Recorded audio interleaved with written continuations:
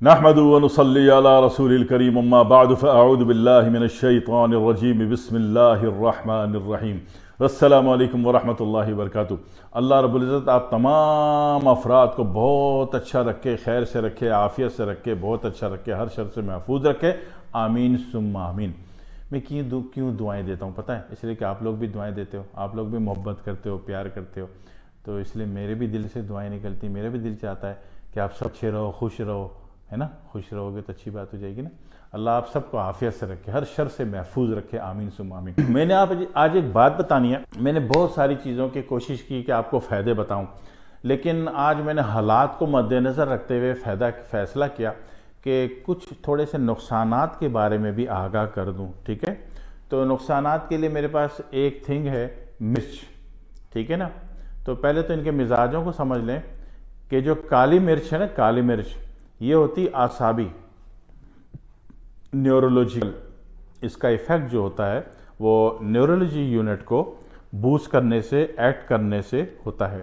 دوسری ہوتی لال مرچ۔ لال مرچ ہوتی ہے عضلاتی محرک ہوتی ہے، دل میں تحریک پیدا کرتی ہے، بواسیری زہر پیدا کرتی ہے، اگر ضرورت ہو تو کبھی پیدا بھی تو کرنا ہوتا ہے نا، جیسے بلغمی کیفیت زیادہ ہے تو لال مرچ تھوڑی سی کھا لی جاتی ہے، ٹھیک ہے؟ اسی طرح سانپ، اور اسی طرح کتے نے یا بلی نے یا سور نے، ان میں سے کسی نے بھی کاٹ لیا تو یہ تینوں کون سے تھے؟ اعصابی جانور، بلغمی مزاج کے نا، ہر وقت بلغم گرتا رہتا ہے، تو اس وقت بھی لال پیسی مرچ آپ کو لینی پڑ جاتی، کھانے میں ایک چٹکی ڈال کے کھا لیا، ٹھیک ہے نا؟ اس دن بد پرہیزی کرنی ہوتی ہے۔ اگر آپ کو کتے نے کاٹ لیا اور بلی نے کاٹ لیا اور سور نے، خنزیر نے کاٹ لیا، تو ایسی صورت میں منڈ کے جناب والی جہاں سے آپ کا دل چاہتا ہے وہاں سے نہاری لے آئیں، وہاں کا قورمہ لے آئیں، تیز مرچ والا لے آئیں، اس میں مزید ایک چٹکی مرچی چھٹک دیں۔ شرط ہے کہ اس سے پہلے آپ کو بواسیر نہ ہو، کوئی خونی امراض نہ ہو اور آپ کے پیٹ میں حمل نہ ہو، ہاں جی، اور ہائی بلڈ پریشر والے بھی تھوڑا ہلکا ہاتھ رکھیں گے۔ دوبارہ تو اس صورت میں یہ جو عضلاتی، جو لال مرچ ہے وہ عضلاتی ہے، ٹھیک ہے؟ اور جو ہری مرچ ہوتی ہے وہ غدی ہوتی ہے۔ ہری مرچ گلینڈ سسٹم آپریٹر ہے، لال مرچ مسکولر یونٹ عضلاتی سسٹم کا آپریٹر ہے، اور کالی مرچ جو ہے وہ اعصابی یونٹ کا ایکٹیویٹر ہے۔ اچھا، کالی مرچ کے ساتھ ایک سفید مرچ بھی ہوتی ہے، سفید مرچ کو دکنی مرچ کہا جاتا ہے، ٹھیک ہے؟ اور کالی مرچ کالی کلوٹی ہو کے 1500 روپے کلو، تو سفید مرچ جناب وہ گوری ہونے کے گھمنڈ میں وہ 3000 روپے کلو۔ بھائی سفید مرچ کالی مرچ ہی ہوتی ہے، بالکل پکی بات، ٹھیک ہے؟ ہم سمجھتے ہیں سفید مرچ کھائیں گے نا بادام میں اور مصری میں سونف میں ڈال کے نا تو آنکھیں چمکیں گی رات کو الو کی طرح، کچھ نہیں، الو ہی چمک رہا ہوگا، آپ اندھیرے میں کالے بھوت ہی دیکھ رہے ہوں گے، ٹھیک ہے نا؟ تو یہ جو سفید مرچ ہوتی ہے وہ کالی مرچ جو ہوتی ہے اس کو رات کو ہلکا سا پانی مار کر بورے پہ ڈال دیتے ہیں، اور ہلکا پانی مار کے، اور صبح بورے کی رگڑائی ہوتی ہے، گھما دیا جاتا ہے تو سارا کالی مرچ کا چھلکا اتر جاتا ہے، وہ سفید ہو جاتی ہے، اور وہ جناب علی فوراً دھوپ کے حوالے کر دی جاتی ہے، وہ سوکھ جاتی ہے۔ تو جناب علی جو کلوٹو 500 سے لے کے 1500 روپے کلو تھی، تو سفید گوری میم جو ہے وہ جناب 3000 روپے کلو ہو جاتی ہے۔ بیوقوف بنا رہی دنیا، بیوقوف بن رہے ہم، ٹھیک ہے؟ کہ جی سفید مرچ جو ہوتی، دکنی مرچ جو ہوتی، اس میں بڑے فائدے ہوتے ہیں، ہوتی وہ کلو کی اما ہی ہے، دونوں ایک ہی ہیں، دونوں میں کوئی فرق نہیں ہے، ٹھیک ہے؟ صرف اس کو گنجا کر دیا تو آپ نے سفید مرچ کا نام دے دیا۔ تو یہ دونوں کی دونوں، کالی مرچ اور سفید دکنی مرچ جو ہے ایک ہی مرچ ہے، یہ اعصابی محرک ہے، ٹھیک ہے؟ اور جو لال مرچ ہے وہ عضلاتی محرک ہے، اور جو ہری مرچ ہے وہ جناب علی گلینڈ سسٹم کی غدی مقوی اور غدی محرک ہے، ٹھیک ہے؟ تو ان تینوں مرچوں کے مزاج سے آپ کو کیا فائدہ ہوگا کہ بھائی جس مرض کی تحریک، جیسے گردے کے کسی بھی مرض میں ہو، جگر کے کسی بھی مرض میں ہو، ٹھیک ہے نا؟ IGPT یوریا کریٹینائن ویلیو آپ کی بڑھی ہوئی ہے، کسی دوا سے نہیں گر رہی، تو آپ غور کیجئے کہ آپ ہری مرچ تو نہیں کھا رہے، ٹھیک ہے؟ بند کر دیجئے، ٹھیک ہے؟ لال مرچ بھی بند کرنی پڑے گی، کیونکہ لال مرچ اگر یہاں تحریک دے رہی ہے تو اس جگہ پہ تسکین دے رہی ہے، اس جگہ پہ تسکین دے رہی ہے تو اس سے ڈپازٹ ویلیو بڑھ جائے گی، لال مرچ بھی بند کریں آپ، ٹھیک ہے؟ ہاں جی، کالی مرچ اور گوری مرچ سفید والی وہ آپ بے دریغ استعمال کر سکتے ہیں، کلیئر ہو گیا؟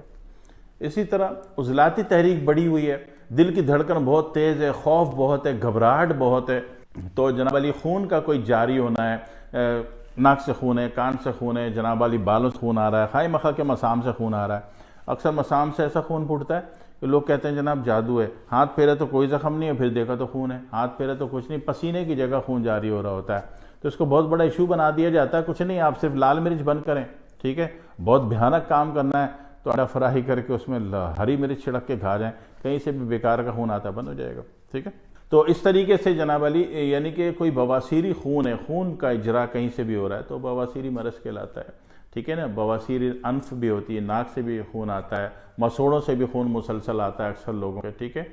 تو اس طریقے سے کہیں سے بھی باتھ روم والی جگہ سے خون آ رہا ہے، پیشاب والی جگہ سے خون آ رہا ہے، اور اسی طرح تو ایسی صورت میں لال مرچ آپ کو بند کرنی ہوتی ہے۔ کیوں کہ ہارٹ ایکٹیویٹر، ہاں وہ شخص جس کو جناب علی اب سنو کروڑوں روپے کا نسخہ، وہ شخص جس کی دل کی رفتار سلو ہے، دل کی رفتار سلو ہے، اتنی سلو ہے کہ جناب علی اب اس کو بیٹری لگانے کی نوبت آ گئی ہے، اس کو کہیں کہ بیٹا ہر کھانے کے بعد ہلکی سی لال مرچ پہ انگلی ٹچ کرو، زبان پہ چٹ لو، لال مرچ پنساری کی پسی ہوئی ہو، صرف یہ چیز ٹچ کرنی ہے لال مرچ پہ، بس زبان پہ مل لو، ٹھیک ہے۔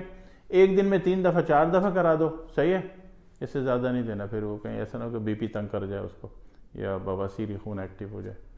تو آپ یقین کیجئے دوسرے دن چیک کروائیے گا، اس کو کوئی بیٹری نہیں لگوانی پڑے گی، پکی بات ہے 100%۔ ہاں بیٹری اس کو لگتی ہے جو لال مرچ بالکل ہی چھوڑ دے۔ بھائی ساری چیزیں جو اللہ تعالیٰ نے بنائی ہیں ان میں نقصانات کوئی نہیں ہے، بات یہ ہے کہ میزان سے چلنا ہے، اعتدال سے چلنا ہے، بس، ٹھیک ہے نا۔ آب زمزم جو اتنی بڑی شفا ہے، لیکن آپ بولو جی میں 12 لوٹے منڈ کے پیوں گا، شرط لگا کے 1000 ریال کی شرط لگائی اور 12 لوٹے پیوں گا، تو اللہ نے شفا بنائے تھے، آپ کچھ اور حرکتیں کر رہے ہو۔ جب آپ اعتدال کو توڑو گے تب نقصان میں آؤ گے، ٹھیک ہے۔ تو یہ ساری چیزیں فائدہ مند ہیں، لیکن اعتدال اور بیلنس کو سمجھنا ہے، مزاج کو سمجھنا ہے کہ کس ویپن کو آپ نے کس وقت فائر کرنا ہے، ٹھیک ہے۔